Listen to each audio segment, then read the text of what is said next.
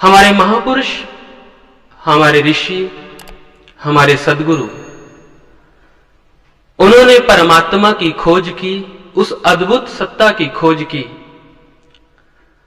उसका दर्शन किया, उसको प्रत्यक्ष अनुभव किया और उसके बाद उसकी महिमा को गाते हुए इन शब्दों को कहा कि वो परमात्मा अनंत है, वो ईश्वर अगम्य है, वो एक अद्भुत रहस्य है।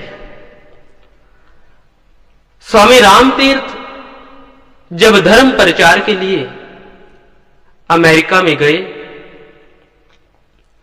तो वहां पर एक बार वो अपना व्याख्यान देने के लिए जैसे ही मंच पर चढ़ने लगे तो एक महिला उनके पास आकर के कहती हैं कि स्वामी जी, आप कहते हैं कि आपने ईश्वर का दर्शन किया है, आपने परमात्मा को देखा है। स्वामी रामतीर्थ कहते हैं, हां, मैंने परमात्मा का दर्शन किया है, मैं ईश्वर को देखता हूं।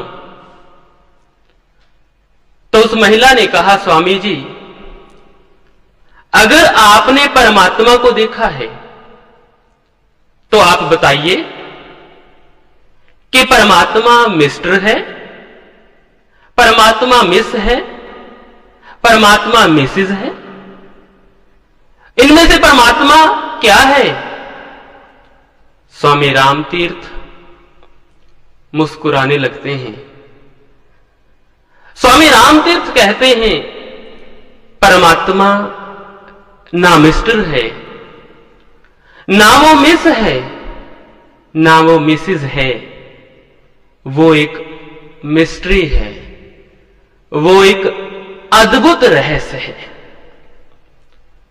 ये शब्द सुनकर लगता है कि वो परमात्मा, वो अद्भुत सत्ता मानवीय सीमाओं की पहुंच से बहुत परे है। लेकिन सद्गुरुओं ने इसके पश्चात ये कहा कि खोजत खोजत घट घट देखा।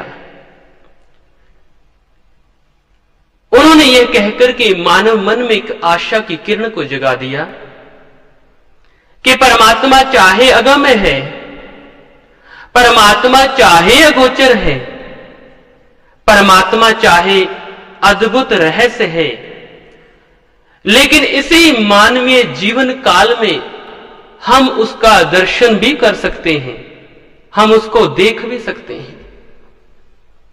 इन्हीं शब्दों से प्रेरणा प्राप्त करके मनुष्य जब ईश्वर की ओर निकला, ईश्वर की खोज में निकला, तो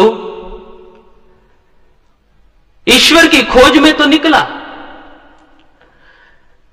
लेकिन जिस मंजिल की राह पता ना हो, जिस मंजिल का पथ मालूम ना हो, वो कैसे प्राप्त की जा सकती है? और इसी प्रकार मनुष्य की हालत उस जहाज जैसी हो गई जो गहरे समुद्र में खड़ा है, लेकिन उसको अपना गंतव्य नहीं मालूम, उसके पास कैप्टन की उपलब्धता नहीं है, तो उस जहाज का उस समुद्र में डूबना एक अवश्यंभावी घटना है। और कुछ ऐसी ही दशा मनुष्य की हुई। जो मानव परमात्मा की खोज में निकले, जो ईश्वर की खोज में बढ़े, उन्होंने अपने बनाए साधनों के द्वारा, अपनी बनाई क्रियाओं के द्वारा ईश्वर को प्राप्त करना चाहा। उन लोगों ने सूक्ष्मतम वस्तु को स्थूलतम साधनों के द्वारा पकड़ना चाहा। उन लोगों ने प्रयास किया कि जो ईश्वर हमारे अंतकरण की गहराइयों में छिपा बैठा है, उस परमात्मा को उन्होंने बाहरी जगत में प्राप्त करना चाहा, तो क्या हुआ? एक निराशा हाथ लगी, हताश हो गए लोग। क्योंकि कबीर कहते हैं, वस्तु कहीं ढूंढे कहीं, कह विद आवे हाथ। कहे कबीर तब पाइए, जब भेदी लीजिए साथ। भेदी लीना साथ, वस्त दी लखाई। कोट जन्म का पंध था, पल में पहुंचा जाए। कि अगर वस्तु जहां पर वो उपलब्ध है, वस्तु कहीं ढूंढे कहीं, कह विद आवे हाथ। कि जहां पर वस्तु खोई है, अगर हम उसे वहां पर ढूंढने का प्रयास नहीं करते हैं, हम उसे कहीं और ढूंढ रहे हैं, तो कैसे प्राप्त की जा सकती है? कदापि प्राप्त नहीं कर पाएंगे। वस्तु हमारे घर में गुम हुई है और हम उसे ढूंढना चाहते हैं पड़ोसी के घर में, कैसे हो पाएगा? गुरु महाराज जी अक्सर एक घटना को सुनाया करते हैं कि एक बार एक व्यक्ति था, पेशे से किसान था और बड़ा ही संतोष में जीवन व्यतीत कर रहा था। जो कुछ भी उसके पास उपलब्ध था, उसी में वो संतुष्ट था, उसी में संतोष था उसे। थोड़े से उसके पास खेत थे जिन पर वो हल चलाया करता था। और एक बार जब वो अपने खेत में हल चला रहा था, तो उसे सामने से एक संत आते दिखाई देते हैं। जब वो संत उस व्यक्ति के, उस किसान के नजदीक पहुंचे, तो उन्होंने कहा, महोदय, हमें आगे का सफर तय करना है, हमें आगे जाना है, क्या आप मुझे कुछ जलपान कराएंगे? मुझे भूख लगी है, मुझे प्यास भी लगी है, क्या आप मुझे कुछ जलपान कराने की कृपा करेंगे? तो वो व्यक्ति बड़े सज्जन पुरुष थे, वो संत सेवी इंसान थे और अपने साथ उस संत को अपने घर ले जाते हैं और जाकर के महात्मा जी को जलपान करवाया।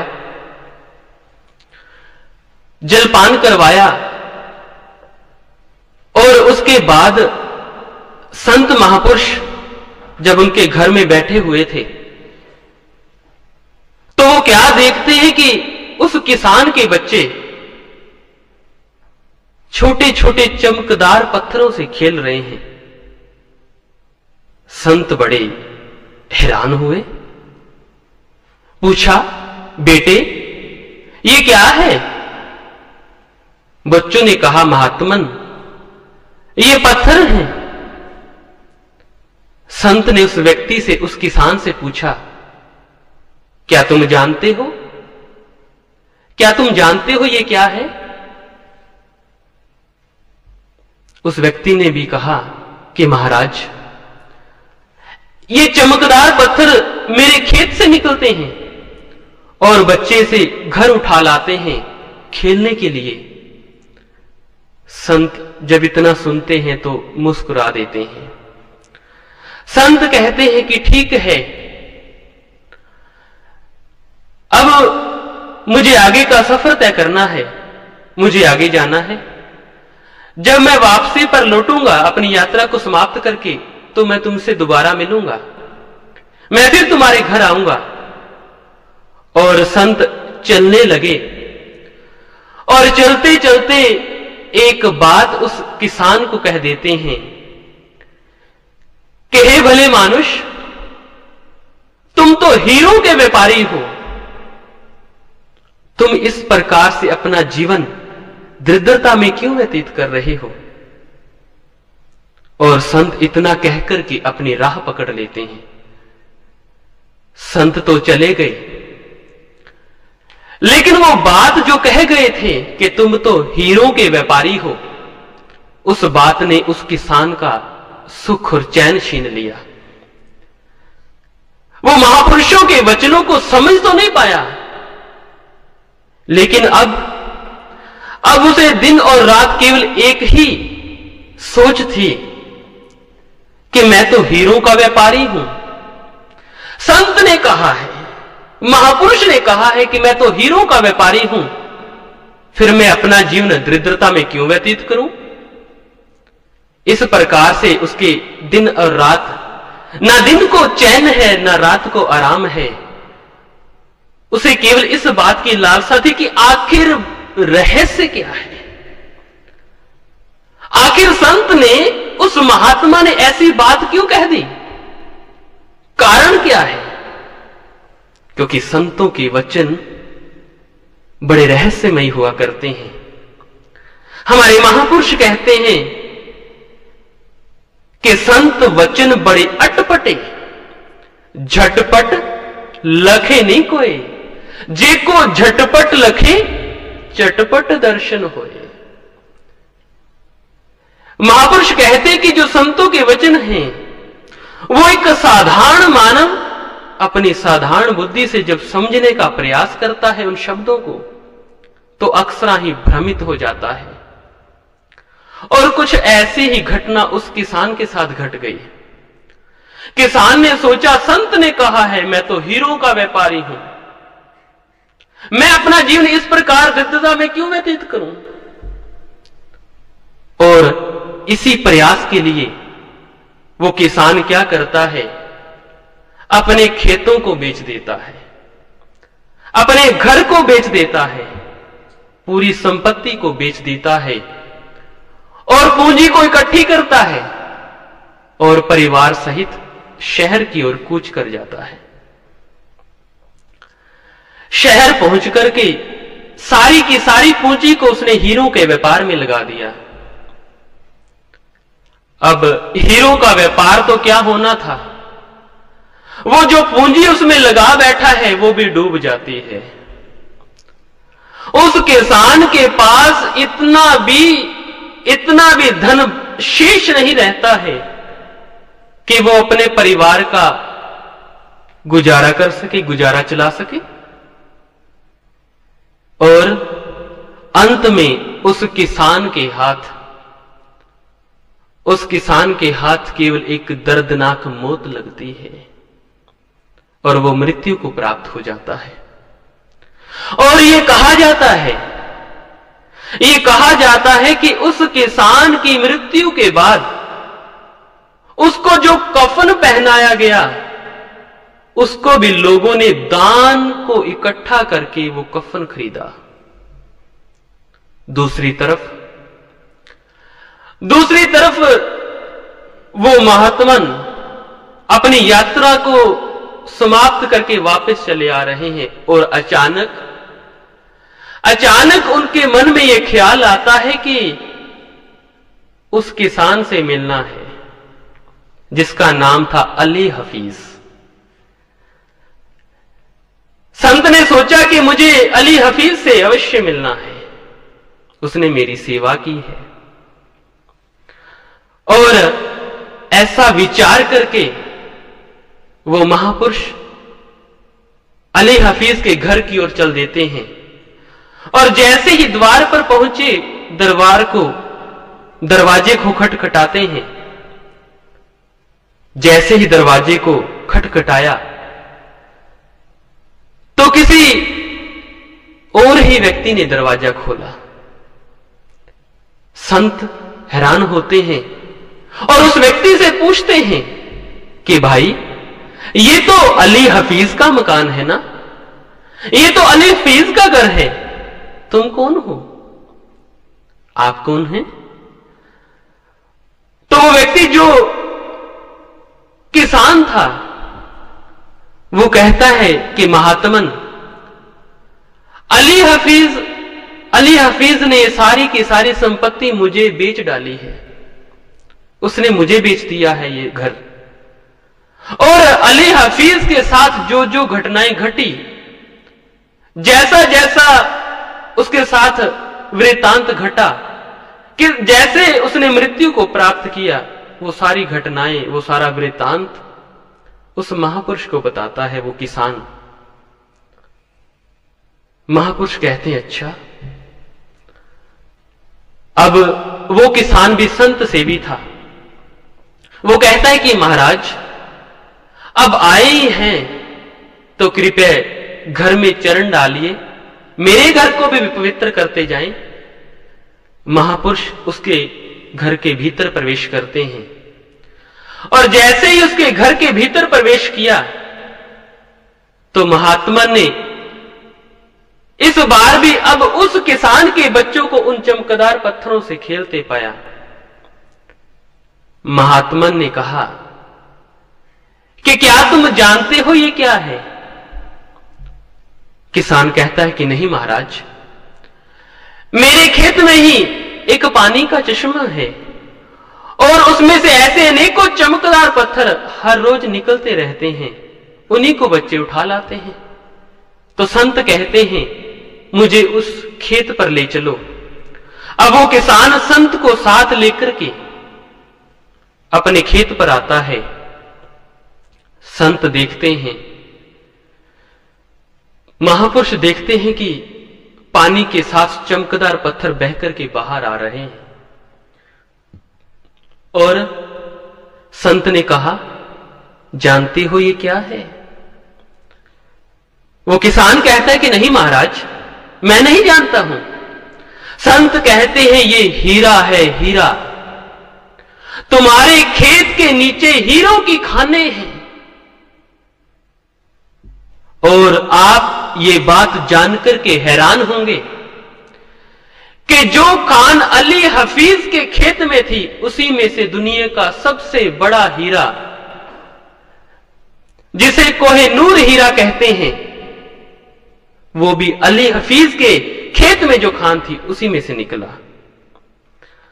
अली हफीज के खेत में हीरे थे, लेकिन वह हीरो को बाहर तलाश करता रहा, उसे बाहर खोजता रहा, और अंत में उसके भाग्य में केवल एक दर्दनाक मौत आती है।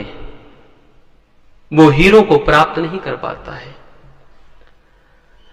वस्तु वहां नहीं खोजी गई जहां पर वो थी।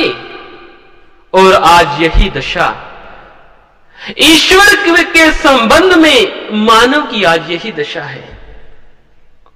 हम परमात्मा की खोज वहां पर करते हैं जहां से उसे आज तक किसी ने प्राप्त नहीं किया है।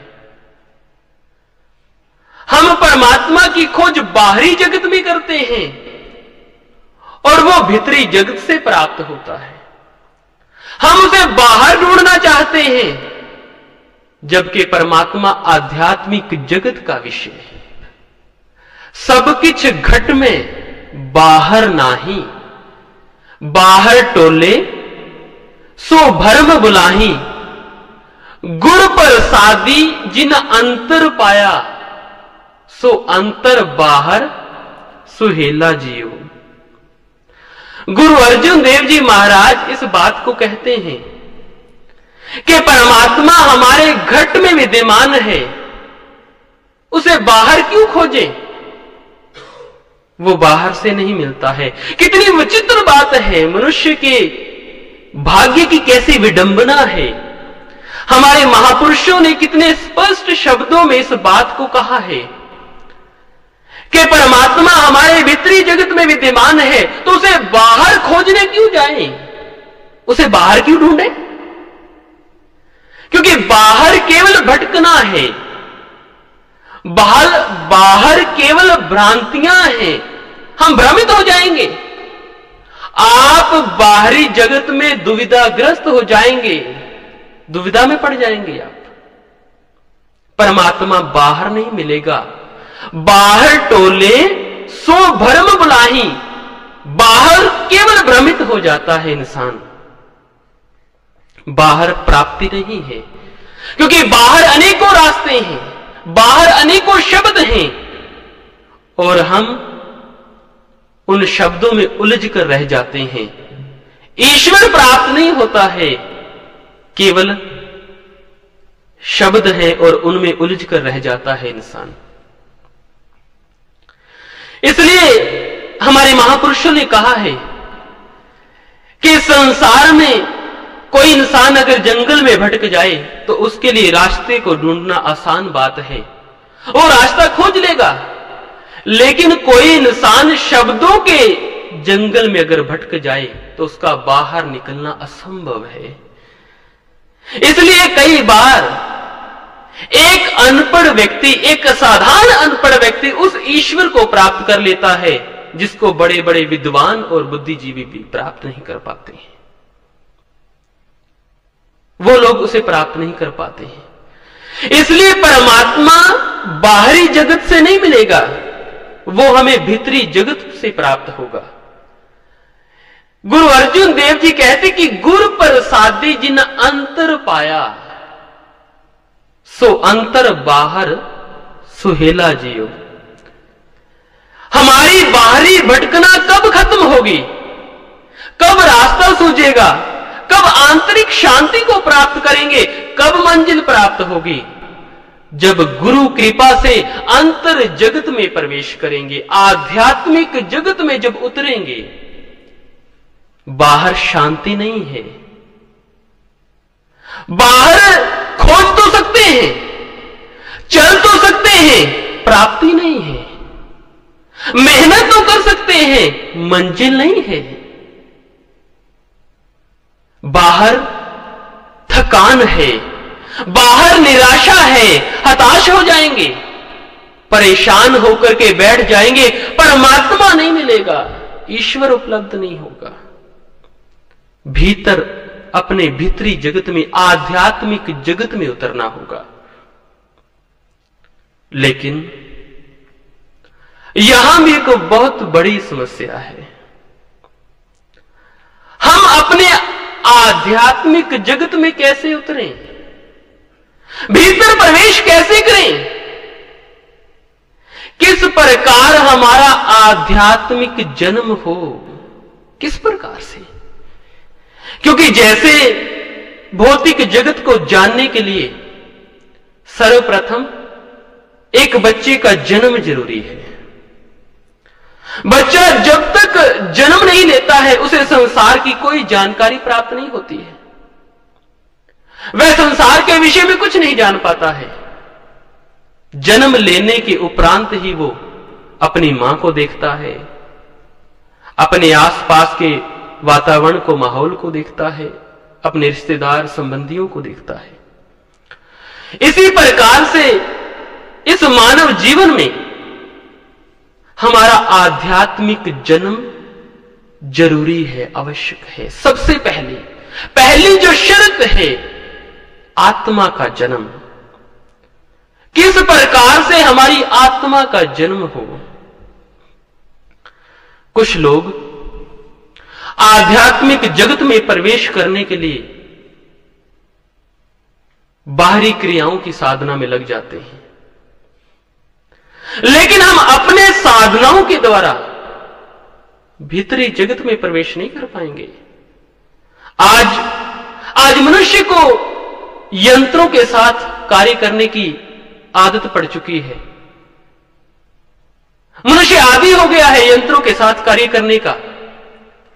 और वैज्ञानिक लोग ये प्रयास कर रहे हैं कि किसी ऐसे यंत्र को खोज दें, किसी ऐसे यंत्र का निर्माण हो जाए जिससे मानव मस्तिष्क के किसी भाग को उत्तेजित करके हम आंतरिक जगत की जानकारी उपलब्ध कर पाएं, हम मानव के आध्यात्मिक जगत की जानकारी प्राप्त कर लें यंत्रों के माध्यम से। कितनी विचित्र बात है। मानवीय इंद्रियां स्थूल हैं, मानवीय बुद्धि स्थूल है, हमारे वैज्ञानिक उपकरण स्थूल हैं और स्थूल वस्तु से सूक्ष्म को कैसे प्राप्त किया जा सकता है? नहीं, कभी प्राप्त नहीं कर पाएंगे, क्योंकि जो भीतर जाने का द्वार है, जो दरवाजा है, वो बंद पड़ा है। इसलिए हम अपने प्रयास के द्वारा, अपनी क्रियाओं के माध्यम से अंतर जगत में प्रवेश नहीं कर पाएंगे, क्योंकि वो दरवाजा बड़ा मजबूत है। वज्र कपाट कहते हैं उसे, वज्र कपाट। अपने प्रयास के द्वारा आप नहीं खोल पाएंगे उसे। हमारे घर का दरवाजा हम लगाते हैं, अपने घर को ताला हम लगाते हैं, हमारे लगाए हुए ताले को चोर खोल देता है, उसे तोड़ देता है, क्योंकि वो घर हमने बनाया है, हमने उसे ताला लगाया है। हम उसे खोल सकते हैं, चोर उसे खोल सकता है, चोर उसे तोड़ भी सकता है, लेकिन ये घर, इस घर का निर्माण ईश्वर ने किया है, परमात्मा ने किया है। जिसका गृह तिन दिया ताला, कुंजी गुरु स्यों पाई, अनिक उपाव करे नहीं पावे, बिन सतगुरु की शरण आई। कि ये जो घर है, इसका निर्माण परमात्मा ने किया है, इसको परमात्मा ने बनाया है, और इसका द्वार, इसका प्रवेश द्वार भी परमात्मा ने स्वयं बंद किया है। वो ताला परमात्मा ने लगाया है, और उसकी जो चाबी है, उसकी जो चाबी है, वो गुरु के हाथों में सौंप दी है। इसलिए अपना प्रयास व्यर्थ है। इस संसार में कितने ऐसे लोग हैं, कितने ऐसे मनुष्य हैं जो भरसक ये प्रयत्न करते रहते हैं कि किस प्रकार से हम अपने भीतरी जगत में प्रवेश करें, लेकिन उनका सारे का सारा प्रयास, उनकी सारी की सारी मेहनत व्यर्थ हो जाती है। निराशा के अलावा उनके हाथ कुछ लग नहीं पाता है। एक इतिहास में घटना आती है बाबा फरीद जी के जीवन की घटना है। कहा जाता है कि उन्होंने अपने जीवन के लगभग 36 वर्ष जंगलों में ईश्वर को खोजते हुए बताए, लेकिन उन्हें ईश्वर नहीं मिला। उन्हें जंगल में कांटों के सिवाय कुछ उपलब्धि प्राप्त नहीं हुई। इसलिए वो अपनी जीवन का अनुभव लिखते हैं। फरीदा जंगल जंगल क्या भवे, वणकंडा मोड़े, वसे रब हियालियां जंगल क्या ढूंढे। अरे भाई, वो जंगलों में ढूंढने से नहीं मिलता है, वो अपने प्रयास से नहीं मिलता है, वो बाहरी जगत में खोजने से नहीं मिलता है। वो भौतिक जगत का विषय नहीं है, वो आध्यात्मिक जगत का विषय है। जब तक हम अपने आध्यात्मिक जगत में प्रवेश नहीं कर पाएंगे, जब तक हमारा वो दशम द्वार, जब तक वो दिव्य चक्षु, जब तक डिवाइन आई, जब तक वो चश्मे बातिन, वो बिमल बिलोचन खुलता नहीं है, वो आंख जो ईश्वर को देखती है, जब तक वो नहीं खुलती है, तब तक हम भीतर प्रवेश नहीं कर पाते हैं। इसलिए एक ईश्वर ने, उस विधाता ने इस कंडीशन को, इस शर्त को स्वयं लगाया है कि सतगुर हथ कुंजी होत दर खुले नाही, गुर पूरे भाग मिलावणिया।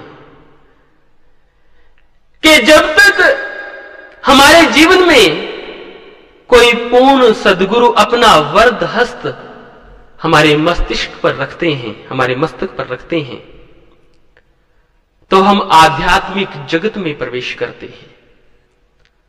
तत्क्षण हम ईश्वर का, परमात्मा का दर्शन करते हैं, जिसके विषय में हमारे धार्मिक ग्रंथ कहते हैं, ज्योत स्वरूप सदा सुख दाता, दर सच्चे शोभा पाएदा। कि वह परमात्मा जो ज्योति स्वरूप है, जो प्रकाश रूप है, जिसे गुरबाणी में कहा गया है और जिसे रामचरितमानस में कहा गया है, सहज प्रकाश रूप भगवाना, कि वो परमात्मा परम प्रकाश है, जिसे बाइबल कहती है गॉड इज लाइट। परमात्मा के उस प्रकाश स्वरूप का, उस तत्व रूप का दर्शन हम अपने घट के भीतर करते हैं, जैसे ही हम अपने घट के भीतर प्रवेश करते हैं, क्योंकि परमात्मा देखने का विषय है। परमात्मा बातों का विषय नहीं है। गुरु नानक देव जी महाराज कहते हैं गुरबाणी के माध्यम से, अदिष्ट दिसे ता कहया जाए, बिन देखे कहना बिरथा जाए। कि जब तक हम परमात्मा को, उस अदृश्य शक्ति को प्रत्यक्ष नहीं कर लेते हैं, जब तक हम उसका साक्षात्कार नहीं कर लेते हैं, तब तक हम उसकी महिमा को नहीं गा सकते हैं। गुरु नानक देव जी कहते हैं कि अगर कोई इंसान ईश्वर की महिमा को गाता है, लेकिन उसने दर्शन नहीं किया है, उसने परमात्मा का अनुभव नहीं किया है, देखा नहीं है, जाना नहीं है, तो ऐसे इंसान के द्वारा ईश्वर की महिमा को गाना उसे ईश्वर स्वीकार नहीं करता है। हमारे सभी धार्मिक ग्रंथ इस बात का दावा करते हैं। जिस धार्मिक ग्रंथ की पूजा आप करते हैं, जिस धार्मिक ग्रंथ को आप मानते हैं, वो धार्मिक ग्रंथ इस बात का दावा करता है कि परमात्मा देखने का विषय है। हम परमात्मा को देख सकते हैं, परमात्मा कथाओं का विषय नहीं है, वो कहानियों का विषय नहीं है। परमात्मा की प्रत्यक्ष अनुभूति होती है, प्रभु अनुभव गम्य है, ईश्वर दिखता है, ईश्वर की कल्पना नहीं होती है, भगवान दिखते हैं। हमारे शास्त्र कहते हैं भगवान को देखो, भगवान को जानो, परमात्मा दिखता है। लेकिन आज जब अनेक स्थानों पर जाते हैं, वहां पर प्रभु की महिमा को गाया जाता है, प्रभु महिमा के विषय में बताया जाता है और लोगों को प्रभु ईश्वर प्राप्ति के लिए कहा जाता है। और जब ऐसे लोग अपने मन में श्रद्धा भावना को लेकर के ऐसे स्थानों पर जाते हैं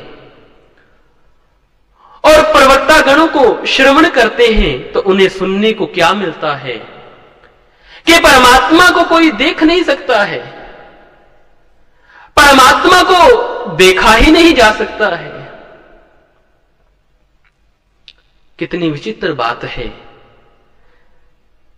कितनी विचित्र बात है कि ये महोदय किस धार्मिक ग्रंथ की चर्चा कर रहे हैं, जबकि हमारे सभी धार्मिक ग्रंथ इस बात का दावा करते हैं कि जब तक हम परमात्मा को अपने भीतरी जगत में देख नहीं लेते हैं, तब तक हमारी भक्ति का प्रारंभ नहीं होता है। लेकिन आज धार्मिक लोगों के द्वारा ही इस बात का, इस भ्रांति को समाज में सबसे ज्यादा फैलाया जा रहा है कि परमात्मा को कोई देख नहीं सकता है। और आज एक साधारण मनुष्य, उसने ईश्वर दर्शन के लिए प्रयास करना ही छोड़ दिया है। वो परमात्मा को केवल कल्पना का विषय मान बैठा है, क्योंकि एक बात को जब बार बार कहा जाता है तो मनुष्य अपनी विवेक शक्ति का प्रयोग नहीं कर पाता है, वो सत्य और असत्य के विषय में कोई फैसला नहीं कर पाता है और उस बात को उसी रूप में स्वीकार करने लगता है। और स्थिति परिस्थितियां तब और भी भयंकर हो जाती हैं जब समाज का बहुमत इस पक्ष में हो कि ठीक है, बाहर के किसी देश में एक एक्सपेरिमेंट हुआ, एक प्रयोग किया गया। एक प्रोफेसर ने यह प्रयोग किया कि मनुष्य किस प्रकार से दूसरों के विचारों के द्वारा मनोवैज्ञानिक स्तर पर दूसरे के विचारों का क्या प्रभाव पड़ता है हमारी कार्यशैली पर। क्या हुआ कि उस प्रोफेसर ने एक प्रश्न को लिया, माना कि उसने 5वीं कक्षा के एक प्रश्न को लिया और 3री कक्षा के विद्यार्थियों के पास जाकर के ये कहा, उस प्रश्न को लिखवा दिया गया और उन बच्चों से, उन विद्यार्थियों से उस अध्यापक ने यह कहा कि बच्चों, ये प्रश्न इतना आसान है, इतना सरल है कि आपके नीचे की जो कक्षा है उसके विद्यार्थियों ने भी इस प्रश्न को हल कर दिया है। इतना आसान है ये प्रश्न। अब आप पूछेंगे कि फिर ये प्रश्न हमें क्यों दिया जा रहा है? पूछेंगे ना? आप पूछेंगे कि ये प्रश्न हमें क्यों दिया जा रहा है? तो वो इसलिए कि कहीं आप में से कोई ऐसा नालायक तो नहीं है, ऐसा कोई विद्यार्थी तो नहीं है जो गलती से ऊपर की कक्षा में बिठा दिया गया हो लेकिन उसका विकास ना हुआ हो। इतना कहकर के उन विद्यार्थियों को एक निश्चित समय दे दिया जाता है। और आप ये बात जानकर हैरान होंगे कि उस 5वीं कक्षा के प्रश्न को उस 3री कक्षा के अधिकांश विद्यार्थियों ने, लगभग 20 विद्यार्थियों में से 15 विद्यार्थियों ने उस प्रश्न को हल कर दिया। केवल 5 विद्यार्थी ही ऐसे थे जो उस प्रश्न को हल नहीं कर पाए। प्रश्न 5वीं कक्षा का था और 3री कक्षा के विद्यार्थियों ने इसे हल कर दिया। उसके बाद उसी प्रश्न को लेकर के वो अध्यापक 8वीं कक्षा के विद्यार्थियों के पास जाते हैं और उनको कहते हैं कि ये प्रश्न, उनको वो प्रश्न लिखवा दिया जाता है, नोट करवा दिया जाता है और उनको ये कहा जाता है कि ये प्रश्न 10वीं कक्षा का है और मैं अभी भी 10वीं कक्षा से आ रहा हूं। यह प्रश्न इतना कठिन है, इतना मुश्किल है कि 10वीं कक्षा के केवल 1 या 2 विद्यार्थी ही इसे हल कर पाए हैं। अब आप ये पूछेंगे कि फिर आपको क्यों दिया जा रहा है? तो मैं ये जानना चाहता हूं कि आप में कोई ऐसा एक्स्ट्रा ऑर्डिनरी कोई विद्यार्थी तो नहीं है, कोई असाधारण प्रतिभाशाली कोई ऐसा विद्यार्थी तो नहीं है जिसका विकास उसकी कक्षा के से ज्यादा है, उसकी कक्षा के स्तर से ज्यादा विकास हो उस विद्यार्थी का।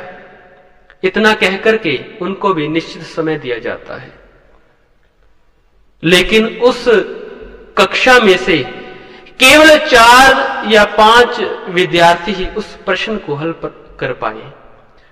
प्रश्न 5वीं कक्षा का था, उस प्रश्न को 3री कक्षा के अधिकांश बालकों ने हल कर दिया, विद्यार्थियों ने हल कर दिया, लेकिन 8वीं कक्षा के विद्यार्थी उस प्रश्न को हल नहीं कर पाए। उस अध्यापक ने यह निष्कर्ष निकाला कि समाज में अधिकांश मनुष्य दूसरे के विचारों के द्वारा प्रभावित होकर के कार्य करते हैं। एक मनोवैज्ञानिक तथ्य है। और आज समाज में भी, हमारे समाज के औसतन लोग इस बात को पूर्णतः स्वीकार कर चुके हैं कि परमात्मा को कोई देख नहीं सकता है। आज समाज के ज्यादातर लोगों के मन में यह भावना दृढ़ हो गई है कि परमात्मा केवल कल्पना का, केवल चर्चा का, केवल कहानियों का विषय रह गया है। लेकिन हमारे सभी धार्मिक ग्रंथ कहते हैं कि परमात्मा दिखता है। हमारे धार्मिक ग्रंथों में आता है यद दृश्यम ग्राह्यम गोत्रम वर्णम चक्षु श्रोत्रम तद पाणिपादम नित्यम विभुम सर्वगतं सुसूक्ष्मम तद व्ययम यद भूत योनि परिपश्यन्ति धीरा। कि वह कोई दृश्य नहीं है जिसे हमारी ज्ञान इंद्रियां समझ सके, जान सके। वह ज्ञान इंद्रियों की पहुंच से परे है। अग्राह्यम,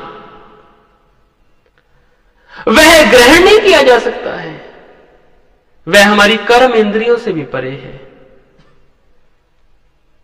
और वह किसी खास वंश परंपरा से भी संबंध नहीं रखता है। उसकी कोई वंश परंपरा भी नहीं है, उसका कोई खास विशेष वर्ण भी नहीं है, रूप भी नहीं है, उसके कोई आंखें भी नहीं है, उसके कोई कान भी नहीं है, लेकिन वो नित्य है। वो हर समय है। ऐसा कोई भी समय नहीं है जब वो नहीं था या नहीं होगा।